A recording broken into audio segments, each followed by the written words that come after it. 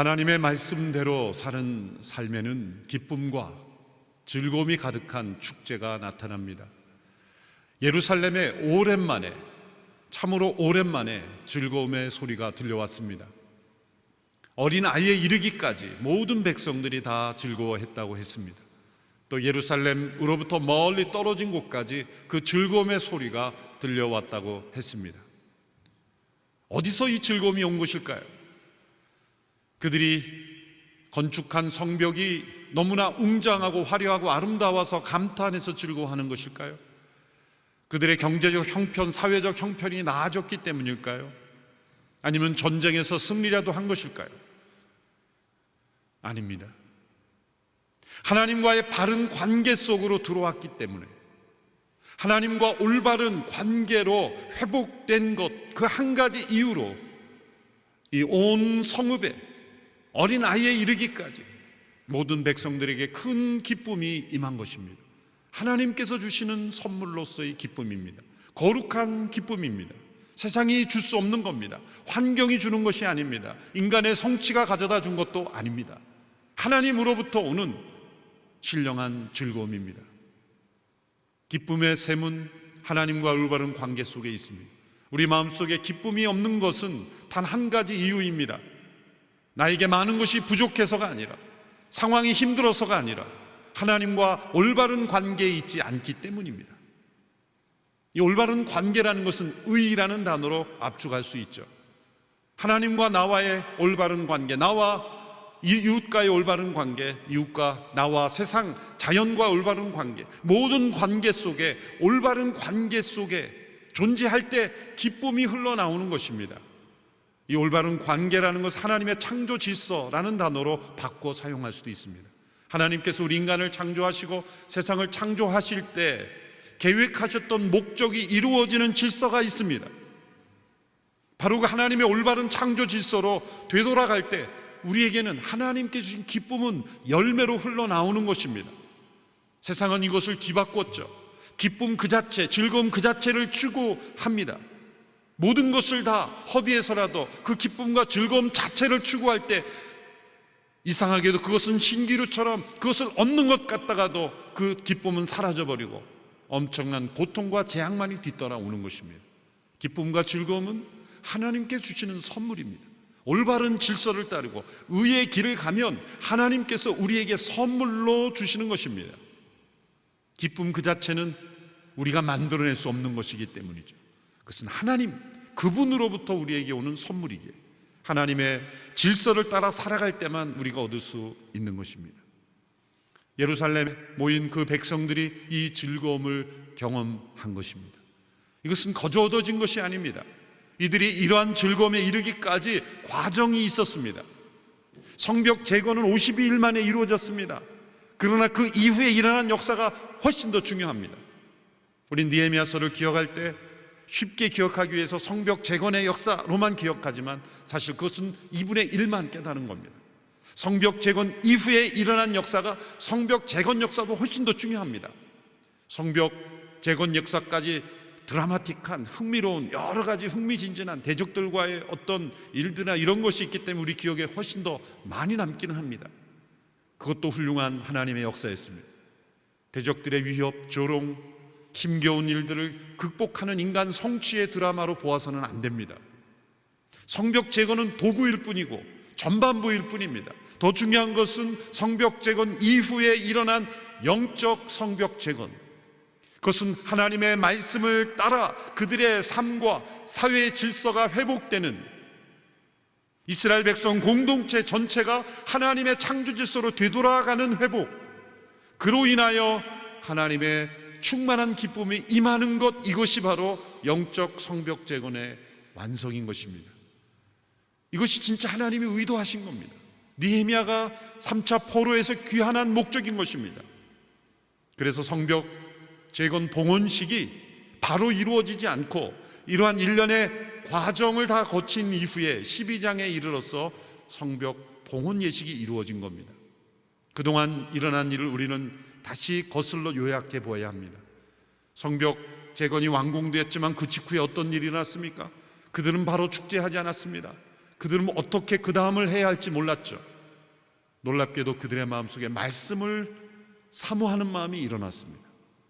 일곱째 달 절기 때 그들은 함께 모여 학사 에스라를 청해 하나님의 율법을 듣기를 원했습니다. 그 율법을 들으면서 그들은 회개하기 시작했습니다. 하나님의 기준과 우리의 삶이 얼마나 멀리 떨어져 있는지를 깨닫는 것, 이것이 회개의 출발이죠. 그들은 간절히 하나님께 금식하며 통회하며 회개했습니다. 잊었던 초막 절기를 지켰습니다. 절기가 끝난 후에도 집으로 돌아가지 않고 다시 모여서 그들은 또 말씀을 읽고 또 통회했습니다. 지도자들은 더욱 깊이 회개하며 하나님의 질서를 회복할 것을 결정했습니다. 그들의 회개는 공동체적인 회개였습니다. 역사를 회고하는 회개였습니다. 자신의 문제만이 아니라 과거의 조상들의 죄까지 회개하는 기도였습니다. 구약 역사에 나타난 기도 중에 가장 긴 회개 기도가 느헤미야 시대의 백성들의 회개입니다. 우리의 기도는 어떻습니까? 우리의 문제와 필요를 구하는 기도가 깁니까? 아니면 죄를 회개하는 회개 기도가 깁니까? 대개 필요를 구하는 기도가 길죠. 회개는 짧고 간구는 깁니다. 그러나 영적 부흥이 일어날 때는 정반대예요. 간구는 짧든지 아니면 잊어버리고 회개가 더 깁니다. 영적 부흥이 내 안에서 일어나고 있다는 증거일 것입니다. 바로 이 백성들이 그러한 기도를 드렸어요. 그런 회개. 그리고 그 이어서 그들은 공동체적인 서약을 합니다. 느헤미야와 지도자들부터 시작해서 그들이 하나님 앞에 이렇게 돌이키겠다는 서약을 하죠. 오늘날 말하자면 공증한 것이죠. 다 서명을 하고 그 서약서를 낭독하고 합의를 한 거예요. 세 가지 영역에서 그들은 하나님의 창조 질서로 다시 되돌아갈 것을 서약했어요. 첫 번째 가정의 영역, 두 번째 그들의 일터의 영역, 사회의 영역, 그리고 세 번째로 그들의 신앙 공동체, 성전을 중심으로 한 신앙 공동체, 오늘 우리로 말하자면 교회라고 말할 수 있어요. 가정의 영역에서는 어떤 서약을 하였습니까? 이방인과의 통혼을 다시는 하지 않겠다는 서약을 했습니다. 이것은 국제 결혼을 하지 않겠다는 뜻이 아닙니다. 타인종에 대한 차별이나 편견이 아닙니다. 모세도 에티오피아 여성과 결혼했죠. 또 보아스의 아내 룻은 모함 여인이었죠. 그 자체를 금지하는 것이 아니라 이방신을 들여 옳은 결혼을 하지 않겠다는 겁니다. 솔로몬과 같이 솔로몬이 많은 다른 나라 왕실과 결혼을 통해 국제관계 외교 무대를 넓히고 경제적 부를 얻으려고 했지만 세상적으로는 그런 관점이 옳다고 여겼지만 영적으로는 정반대로 국가를 타락시키는 거였죠. 왜? 이방신을 들여오는 통로가 됐기 때문에. 여러분, 믿지 않는 가정과 결혼하지 말라는 문자적으로 해석해서는 안 돼요. 그러나 그 가정이, 결혼의 대상이 개종을 요구하는 결혼이라면 해서는 안 되는 겁니다. 우리 가정과 결혼하려면 당신 종교를 바꿔야 된다 그럴 때 그 조건을 받아들이고 결혼해서는 안 되는 거죠. 심각하게 생각해 봐야 되는 거예요.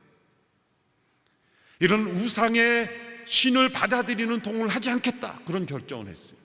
두 번째로 일터에서는 안식을 바로 지키겠다. 이 안식은 하나님의 창조 질서입니다. 창세기 3장 이전에, 인간이 타락 이전에 하나님이 어떻게 세상을 만드셨고 인간에게 어떤 패러다임으로 살 것을 말씀하신 것이 안식입니다. 6일간의 노동과 하루의 쉼, 멈춤을 주셨어요. 하나님께서 6일간 일하시고 하루 피곤해서 하나님 쉬신 게 아니라 우리들에게 이 삶의 패턴을 알려주시기 위해서 그렇게 안식하신 것입니다. 6일간의 일과 하루의 쉼, 이것은 우리에게 어떤 메시지를 줍니까? 가장 실제적으로는 우리의 건강을 지켜주죠. 쉼이 없는 일은 결국 일을 못하게 됩니다. 그 쉼에는 염려까지 내려놓는 거예요. 6일 동안 우리를 사로잡고 있었던 사회의 일, 염려, 근심, 이 하루의 쉼에는 다 내려놓으라는 거예요. 근데 안 되죠. 그 믿음이 요구되는 거예요. 진짜 안식은 믿음으로 하는 겁니다. 모든 염려, 근심을 주께 맡기라는 거예요. 하나님께서 일하실 영역을 내어드리라는 거예요. 내가 모든 문제를 해결하지 않아도 된다는 겁니다. 또 다른 측면에서 하면은 너가 일하지 않아도 세상은 잘 돌아간다는 거예요. 교만하지 말라는 거예요. 너가 세상의 모든 일을 책임지는 구세주가 아니라는 거죠.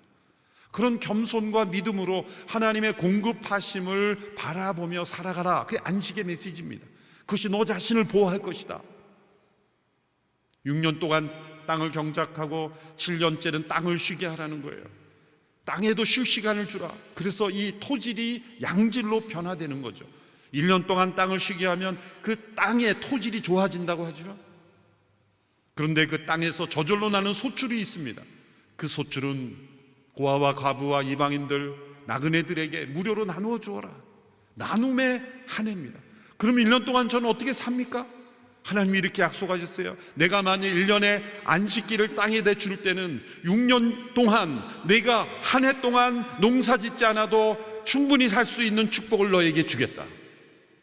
마치 만나를 내려주실 때 만나가 내리지 않는 날에는 그 전날 2배의 만나를 허락하신 것처럼 한 해 동안 안식년을 지킬 만한 그러한 충분한 양식을 주신다는 하나님의 약속이, 이것도 믿음이죠. 믿음이 없이는 안식을 지키지 못하는 거예요. 오늘 이 세상에 하나님께 대한 믿음을 잃어버렸기에 세상이 개발 중심으로, 확장 중심으로 수많은 도시들이 곳곳에 일어나면서 사실 우리가 지금 겪고 있는 이 코로나 팬데믹은 하나님의 창조 질서를 무참히 무너뜨렸기에 우리가 겪고 있는 거예요. 이 기후 위기와 무관하지 않다 그러죠. 온난화 위기와 이 바이러스들의 치료는 연결되어 있다는 것이 전문가들의 분석이죠. 수많은 바이러스들과 인간과의 그 버퍼링 존, 그 야생동물들이 소화할 수 있는 야생동물들이 인간 주변에 사라지고 있기 때문에, 멸종되고 있기 때문에, 숲이 사라지기 때문에 인간에게 바로 이 바이러스들이 넘어오는 것이라 그러죠. 그것은 하나님의 창조 질서를 무너뜨리고 있는 겁니다. 그래서 이 어떤 의미에서 이 코로나 팬데믹 하나님의 강제 안식년이라고 생각해요. 저는 멈추게 하시고 흩으시고 개발을 더 슬로우 다운 시키는, 우리들은 경제가 무너진다고 여기고 힘들지만, 그렇지만 더 큰 위기를 막으시는 하나님의 손길일 수도 있다는 거예요. 이렇게 가속화되는 이 인간의 문명의 개발이 우리 자신에게 얼마나 큰 위기가 올 것인가. 여러분, 레위기 11장에 나오는 먹지 말라 금지된 생물의 리스트를 보면 이 수인 감염, 동물로부터 인간에게 감염되는 바이러스를 전달하는 동물의 리스트와 일치합니다. 낙타를 먹지 말라, 낙타는 메르스의 주범이죠. 박쥐도 먹지 말라고 돼 있어요. 그 코로나 바이러스의 주범이죠. 하나님께서 레위기 율법을 주실 때 이미 이 시대를 내다보신 것 같아요. 그래서 저는 하나님의 말씀, 하나님의 창조 질서가 이처럼 오묘하고 신비로운 것은 하나님이 모든 것을 만드셨기 때문에, 하나님은 이 코로나 팬데믹을 통해 우리를 지금 괴롭히시는 것 같지만 또 다른 차원에서 보면 우리가 지금 안식하게 하시는 거예요. 교회의 수많은 사역도 지금 일시 정지되었죠. 이것도 사역 안식년을 주신 거예요. 되돌아보라는 거예요. 본질을 회복하라는 거죠. 우리가 제대로 가고 있는지 확인해 보라는 거예요. 우리의 사역, 선교, 공동체 모든 면에 있어서 하나님이 다시 리셋을 하고 계신 거죠. 안식을 다시 이 사회에 회복하는 것. 더 나아가 신앙 공동체에서 하나님의 성전을 중심으로 이루어져야 될 그러한 하나님과의 관계가 무너졌죠.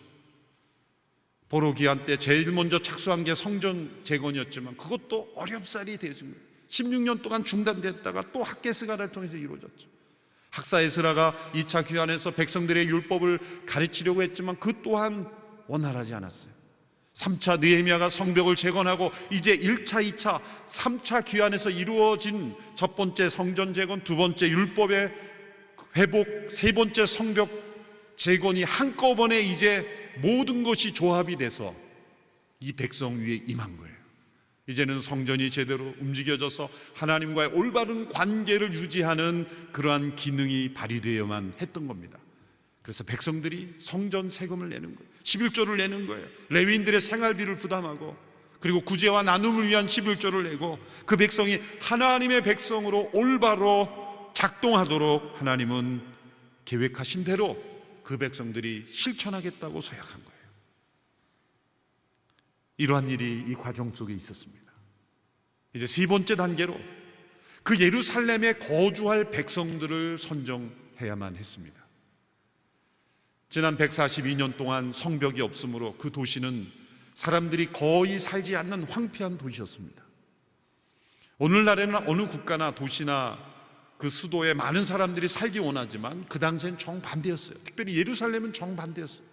느헤미야 7장 4절에도 그 당시 예루살렘의 형편을 이렇게 설명하죠. 그 성은 크고 넓은데 성 안에 사는 사람들은 얼마 없고 제대로 지은 집들도 아직 얼마 없었습니다. 얼마 없다. 집도 얼마 없고 거주하는 사람이 얼마 없습니다. 왜냐하면 성벽이 없으니 얼마나 위험합니까? 그러므로 성전의 제사도 제대로 이루어지지 않고 성벽도 없으니, 그리고 농사도 지을 수 없는 땅이 예루살렘은, 오늘날에도 예루살렘을 가보면 다 바위돌입니다. 씨를 뿌릴 수 있는 땅이 거의 없어요. 그러니 거기서 살 수 있겠습니까? 예루살렘을 벗어나 그 주변의 평야로 가야만 먹고 살 수 있는 거예요. 그러니까 예루살렘에 거할 사람이 없는 거예요. 그래서 그 예루살렘에 거할 사람들은 특별한 헌신이 요구됐어요. 느헤미야 11장 1, 2절에 보면 지도자들부터 헌신합니다. 이건 당연한 헌신으로 여겼어요. 자진 헌신, 우선 헌신이죠. 그리고 백성들 중에 10분의 1을 제비 뽑습니다. 자진자로만 그 인원이 채워지지 않을 걸 생각했기에 제비를 뽑은 거예요. 어떻게 보면 강제 차출일 수도 있죠. 하나님의 소명으로 받아들이라는 거예요. 10분의 1을 그렇게 뽑고, 그리고 추가적으로 자원하는 사람들이 결정이 되었습니다.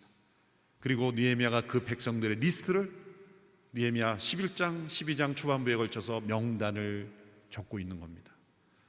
우리가 읽을 때는 그 명단, 발음도 힘든 그 사람들의 이름을 왜 이렇게 기록해놨나, 지루한 명단인가 이렇게 생각할지 모르지만, 느헤미야는 이것을 매우 소중하게 생각하고 이토록 힘든 예루살렘에 살기로 헌신하다니, 그런 감격 속에 이름을 하나하나 적은 것이죠. 남다른 헌신의 명단인 것입니다. 우리가 하나님 나라를 위해 때로 복음을 전하러 선교지가에 떠나는 선교사님들은 이런 남다른 헌신을 한 거예요. 다른 사람이 가지 않는 곳, 원치 않는 곳에, 모두가 살고 싶지 않은 곳에 살아야 이루어지는 거죠. 오늘 이 시대에도 그런 분들이 있습니다. 저는 그분들의 정말 세례 요한의 표현대로만요, 신발끈도 풀기 합당하지 못한 목사죠. 저희 동기 목사들 가운데도 신학교 개척 당시, 신학교 다닐 때부터 영등포역에서 그 쪽방촌 주민들 한편에 예배당을 쳐서 마련하고 목회한 동기 목사님이 있습니다. 그때 같이 신학 때 같이 예배를 드리는데 그 냄새 때문에 그 작은 곳에 있을 수가 없는 그 숨막히는 그곳에서 수십 년을 목회하며 영혼들을 돌보는 목회자들, 바로 예루살렘에 헌신한 사람과 같은 헌신일 것입니다. 그러한 헌신한 사람들이 정해졌을 때 이제 비로소 성벽 봉헌식을 한 겁니다. 특별한 성벽 봉헌식입니다. 성벽 아래서 이루어지는 것이 아니라 성벽 위에서 이루어졌습니다. 두 그룹으로 나누어서 행진을 하였습니다. 한 그룹은 학사 에스라가 인솔하고 한 그룹은 느헤미야가 인솔해서 이렇게 좌우측으로 삥 둘러 서로 만나는 거죠. 그 레위인들을 불러서 노래하며 악기를 연주하며 이 축제의 분위기로 성벽 봉헌식을 했어요. 왜 성벽 위를 행진했을까? 아마도 저는 도비아가 한 말 때문이라고 생각해요. 이 도비아 아시죠? 도비아는 느헤미야 초반부에 반대 세력으로 나오죠. 산발랏, 도비아, 게셈. 그중에 도비아는 유대 이름이죠. 토브라는 좋다, 선하다라는 뜻과 여호와 합쳐서 도비아. 여호와는 선하시다, 너무 좋은 이름인데 삶은 정반대였어요. 너무나 악한 삶이었죠. 유대 귀족들과 결혼 관계를 통하여 깊숙이 영향을 미치던 악인이었습니다. 그 사람이 뭐라고 조롱했습니까? 그들이 재건하는 성벽은, 이 성벽은 여우가 올라가도 무너질 것이다 조롱했지 않습니까? 아마 느헤미야가 그 말을 기억하고 성벽으로 다 올라오라 그러는 거예요. 수많은 사람들이 성벽을 행진해도 무너지지 않는 견고한 성벽임을 보이고 싶었습니다. 그리고 나서 이제 오늘 우리가 경험한 오늘 본문에 이 큰 기쁨이 임한 사건이 임한 거예요. 12장 43절입니다. 43절, 44절 우리 함께 읽습니다. 시작. 또한 그들은 그날 희생제사를 다 드리고 즐거워했습니다. 하나님께서 그들에게 큰 기쁨을 주셨기 때문입니다. 아내들과 어린아이들도 즐거워했습니다. 그리하여 예루살렘에서 즐거워하는 소리가 멀리까지 들렸습니다. 그리고 그날 예물과 첫 수확물과 11조를 모아두는 창고를 맡을 사람들을 임명해 제사장들과 레위 사람들을 위해 율법에 정해진 몫을 여러 성들의 들에서 거둬들이도록 했습니다. 항상 준비하고 서 있는 제사장들과 레위 사람들을 유다가 기뻐했기 때문입니다. 하나님과 바른 관계가 회복된 이 공동체에 임한 하나님의 기쁨의 모습입니다. 하나님 명하신 바를 행하는 것, 그것이 얼마나 큰 기쁨의 길인가를 우리에게 보여주는 겁니다. 하나님의 말씀의 순종은 고된 의무가 아니라 기쁨의 통로입니다. 영어로 표현하면 duty. 의무는 하나님 말씀에 순종하는 것이 듀티죠, 의무죠. 그런데 세상의 의무는 우리에게 짐이 될지 모르지만 하나님의 말씀에 순종하는 듀티는 기쁨, 딜라이트, 환희의 기쁨으로 바뀌게 됩니다. 이런 하나님이 주시는 기쁨과 즐거움에는 대가가 요구됩니다. 그것은 순종과 헌신이라는 대가입니다. 세상이 주는 즐거움과 하나님이 주신 즐거움을 어떻게 구별할 수 있을까요? 세상이 주는 즐거움은 대가 없이 먼저 준다고 약속합니다.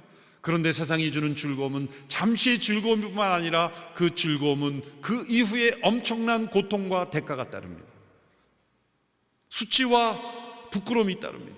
그러나 하나님이 주신 즐거움은 반드시 먼저 대가를 요구합니다. 하나님의 말씀에 합당한 순종, 헌신을 먼저 요구합니다. 그런데 그 순종과 헌신이라는 대가를 치르고 나면 그 하나님이 주시는 기쁨은 영원한 기쁨이요, 축복된 즐거움이요, 세상이 줄 수 없는 풍성한 즐거움입니다. 세상이 주는 즐거움과 하나님이 주신 즐거움을 우리는 명확하게 구별할 수 있어야 합니다. 고통을 언제 겪느냐예요. 그리고 어떤 고통을 겪느냐예요. 어떤 즐거움을 먼저 나중에 겪느냐, 그것을 우리는 분별할 수 있어야 합니다. 그것이 영적 분별력이에요. 기억하십시오. 세상적인 즐거움은 절대로 대가를 먼저 요구하지 않아요. 고통을 요구하지 않아요. 즐거움을 먼저 줍니다. 그러나 그 뒤에는 반드시 엄청난 대가가 따릅니다. 하나님이 주시는 즐거움은 먼저 대가를 요구하지만 반드시 그 대가는 기쁨으로 변화돼요. 이 예루살렘 백성들이 이 성벽 재건의 역사와 함께 그 이후에 하나님의 말씀에 순종한 그 대가는 큰 기쁨으로 임했다는 거죠. 히브리서에서는 예수님을 이렇게 소개합니다. 히브리서 1장 8절 9절 제가 읽어보겠습니다. 아들에 대해서는 하나님 주의 보좌는 영원 무궁하며 주의 나라의 규는 의로운 규입니다. 주께서는 의를 사랑하시고 불법을 미워하셨습니다. 그러므로 하나님 곧 주의 하나님께서 기쁨의 기름을 주께 부었다. 이 기쁨의 기름, 개역개정은 즐거움의 기름이라고 표현합니다. 하나님의 뜻, 곧 십자가에 순종하시고 헌신하시는 예수님께 하나님께서 기쁨의 기름을 부어주셨다는 거예요. 예수님께서 십자가라는 그 엄청난 부끄러움과 그 수치와 고통을 어떻게 감당할 수 있었습니까? 이 기쁨의 기름 부으심이 있었기 때문이라는 거예요. 억지로, 억울하게, 원통함으로, 슬퍼함으로 그 십자가를 감당하지 않았던 것, 이것은 기쁨의 기름 부으심이 있었다는 거예요. 히브리서 12장 2절 우리 같이 한 목소리로 읽겠습니다. 시작.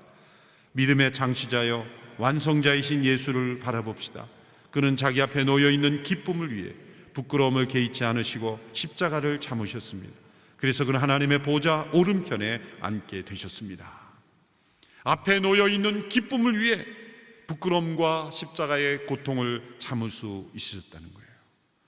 이렇게 하나님이 주신 기쁨은 그 앞에 어떤 환난, 고통, 십자가도 이길 수 있는 기쁨의 능력을 우리에게 주는 거예요. 우리에게 먼저 기쁨을 주시지 않는 까닭은 그 기쁨의 순수함을 깨닫게 하기 위해서입니다. 그 기쁨의 능력을, 그 고통을 이기는 데 사용하게 하기 위해서예요. 이 하나님이 주시는 약속된 기쁨을 앞당겨 사용하라는 겁니다. 십자가 넘어 있었던 이 기쁨을 예수님은 앞당겨 십자가의 고통을 이기는 데 사용하셨다는 거예요. 믿음으로 그 기쁨을 바라볼 때 우리가 처한 이 형편의 모든 환난을 이길 수 있다는 겁니다. 그래서 로마서 5장 3절의 후반부에 이르죠. 하나님의 영광을 바라며 기뻐합니다. 이뿐만 아니라 우리 또한 환난 가운데서도 기뻐합니다. 환난 가운데서도 기뻐할 수 있는 기쁨, 이것이 하나님께서 우리에게 부어주시는 기쁨의 기름 부으심입니다. 예루살렘 백성들에게 임했던 그 기쁨이죠. 우리 하나님은 기쁨의 하나님이십니다. 하나님이 세상을 창조하신 것도 이 기쁨을 나누기 위해서요. 어느 어리석은 신학자가 이런 질문을 했죠. 하나님이 천지를 창조하지 않았더라면 하나님은 심심하셨지 않았을까? 아무것도 없는 하나님만 있는 세상은 너무나 공허하지 않았을까? 그렇지 않습니다. 하나님은 홀로 계셔도 기쁘신 하나님이에요. I am that I am. 나는 스스로 있는 자 아니라 말씀하신 하나님, 완전히 자족하신 하나님, 완전한 영원하신 하나님이 천지를 창조하신 것은 무엇이 부족해서가 아니라 그 기쁨이 흘러 넘치기에 창조하신 거예요. 하나님 그 모든 만드신 세상을 보고 보시기에 좋았더라, 그 기뻐하셨다는 거예요. 인간을 보시기에 심히 좋았더라. 왜? 하나님의 형상대로 지으셨기에 심히 기쁜 겁니다. 그러므로 우리는 하나님의 형상으로 지음을 받았기에 하나님의 형상이 가장 기쁨을 누릴 수 있는 길은 무엇일까요? 그 형상의 원형이신 하나님과의 친밀한 교제 속에 들어갈 때 우리는 가장 기쁠 수 있는 거예요. 하나님은 부모가 자녀를 기뻐하듯 우리를 보고 기뻐하는 거예요. 부모가 자녀를 왜 기뻐합니까?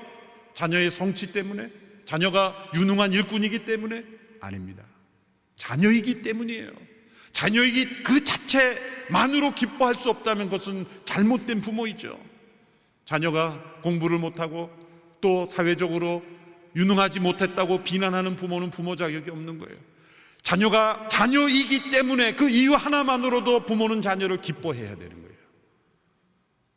우리 하나님이 그런 분이기 때문에. 하나님 우리에게 성취를 요구하신 분이 아닙니다. 우리에게 유명인이 되라고 요구하신 분이 아니에요. 그저 하늘의 별과 해를 보며 하나님을 찬양하며 나를 존재하게 하신 그 하나님을 기뻐하는 그 백성을 하나님은 기뻐하시는 거예요. 그래서 하나님은 우리가 하나님을 기뻐하기를 원하죠. 그 하나님을 기뻐하는 삶을 가르치시기 위해서 하나님은 또한 이런 고난도 허락하시는 거예요. 위기도 허락하시는 거예요. 하나님을 바라보도록. 지난 목요일 지구촌 교회에서 가족 위로 예배가 있었습니다. 그 가족 위로 예배는 원로 목사님이신 이동원 목사님의 둘째 아들이신 고 이범 집사의 소천을 슬퍼하는 가족을 위로하기 위한 예배였습니다. 이동원 목사님의 둘째 아들 이범 집사가 미국에서 변호사로 일하던 과정에 대장암에 걸려 투병 중에 먼저 43세의 일기로 세상을 떠났습니다. 큰 충격과 슬픔 속에 있는 목사님 가정을 위로하기 위하여 여러 목회자들이 함께 모여 위로 예배를 드렸습니다. 그 아들은 한동네 로스쿨 수석으로 졸업한 인재였고 훌륭한 변호사였고 훌륭한 기업가였고 여러 친구들에게 아주 훌륭한 우정을, 리더십과 유머를 남겨준 귀한 친구였습니다. 교회에서는 집사로 훌륭한 종이었습니다. 이동훈 목사님이 마지막 가족을 대표하여 인사하는 인사말이었습니다. 제 아들이 43세 나이는 인생의 절정의 나이로 봐서는 절정의 때인데 이때 하나님이 부르셨다고, 그러면서 내 아들의 인생의 최고 절정은 언제였는가 생각해 보셨다는 거예요. 로스쿨을 수석으로 졸업할 때인가? 남들이 가고 싶은 훌륭한 직장 로펌에 들어갔을 때인가? 좋은 아내를 만나서 아들을 낳고 잘 살 때인가? 아니었다는 겁니다. 그 아들의 최고의 인생의 절정기는 바로 극심한 암과 싸우는 투병의 기간이었다. 왜냐하면 그 기간 동안 예전에 경험하지 못했던 최고의 친밀함, 하나님과 가장 가까운 친밀함의 기간을 경험하였기 때문에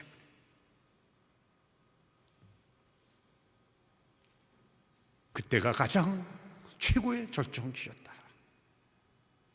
그 고통이 하나님께 날마다 나아가게 하는 고통이었기에, 가장 하나님을 가까이 만난 기간이었기에 내 아들의 최고의 인생의 절정기였습니다. 그 인사말은 우리 모두에게 큰 충격적인 고백이었습니다. 하나님께서 허락하신 기쁨은 환난 가운데서도 기뻐할 수 있는 기쁨입니다.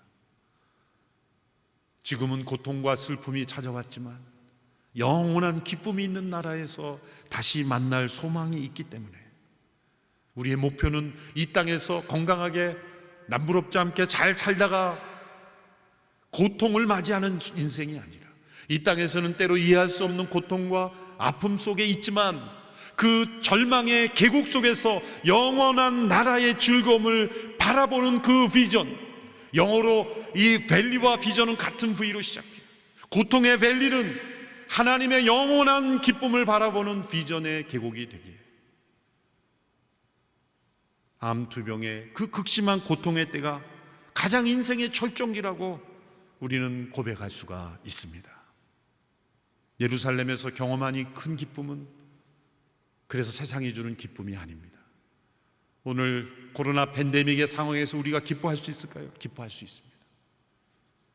환경을 바라보면 기쁨이 사라집니다.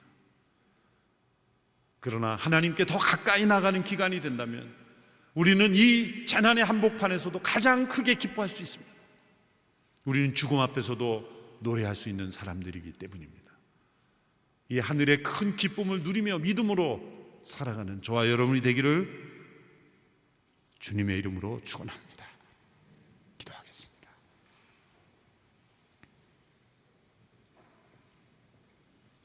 하나님 아버지, 이 재난의 기간 동안 우리가 영원한 기쁨과 즐거움을 바라보게 하여 주옵소서. 이 세상으로 인하여 기뻐하고 즐거워했던 모든 헛된 기쁨과 즐거움을 다 씻어버리고 이 땅에서는 주의 말씀에 순종하고 헌신하는 것이 우리의 기쁨이 되게 하시고, 우리에게 주어진 모든 삶의 의무가 기쁨이 되며 감사의 제목이 되는 우리의 삶이 되게 하여 주옵소서. 이 재난으로 인하여 경제적 위기, 고통 가운데 있는 지체들이 있다면, 건강의 위기 가운데 있는 지체들이 있다면, 이 모든 고통과 재난의 한복판에서도 하나님을 바라며 기뻐할 수 있는 참된 신앙의 능력을 체험하게 하여 주옵소서. 예수님의 이름으로 기도하옵나이다.